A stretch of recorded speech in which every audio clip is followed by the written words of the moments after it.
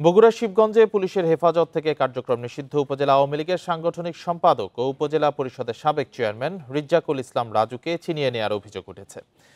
Bundle থাকলে প্রতি সেনমানিতে টাকা বাঁচবে। বিকাশ সেনমানি বান্ডেল কিনে জিতুন প্রতি লেনদেনে। এ নিয়ে আরো জানাতে বগুড়া থেকে যুক্ত হয়েছেন সহকর্মী হাসিবুর রহমান। হাসিবুর রহমান, যাদের নামে মামলা হয়েছে বিশেষত 20 জনের নাম উল্লেখ করা হয়েছে, তাদের কাউকে আটক করা গেছে কিনা, তারা কি পলাতক রয়েছেন কিনা, এলাকার এখন কি পরিস্থিতি? আমি একটু আগে কথা বলেছি এই মামলার বাদীর সাথে।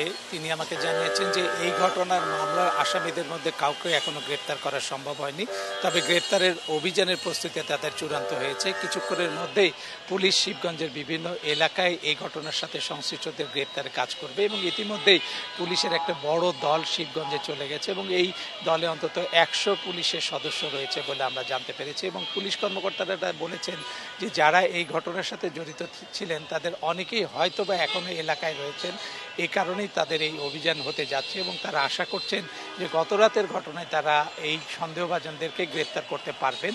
আর সবচেয়ে বড় যে বিষয়টি ছিল, এই ঘটনার সাথে যারা জড়িত ছিলেন তাদের মধ্যে মূল আসামি রাজু, তিনি এখন কোথায় আছে সেটি পুলিশ শনাক্ত করতে পারেনি, তবে তাদের যে ধারণা এবং তারা তথ্য প্রযুক্তি থেকে যে তথ্য পেয়েছে তাতে বলা যাচ্ছে বা দেখতে পাচ্ছেন তারা যে বগুড়ার কোথাও তিনি এখনও রয়েছেন এমনই ধারণা তারা পাচ্ছেন। আর পুলিশ কর্মকর্তারা বলছে যে এই ঘটনায় গতকালের যে ঘটনাটি ঘটেছে বিশেষ করে শিবগঞ্জে, এই ঘটনায় আজ যে মামলা হয়েছে সে মামলার বাইরে কাউকেই পুলিশ আটক করবে না বা গ্রেপ্তার করবে না, কারণ তারা মনে করছে যে এই ঘটনার সাথে যারা সংশ্লিষ্ট তারা শুধুমাত্র নিষিদ্ধ সংগঠনটির সাথে রয়েছে এবং বিশেষ করে যারা তাদের উপরে হামলা করেছে এটি হলো রাজুর আত্মীয় স্বজন বা তার সমর্থক। এর বাইরে সাধারণ কোনো মানুষকেই তারা আটক বা গ্রেপ্তার করার কোনো চিন্তা ভাবনা নেই এবং তাদের বিরুদ্ধে কোনো আইনি ব্যবস্থা নেওয়া হবে না, এটা নিশ্চিত করেছে পুলিশ কর্মকর্তারা।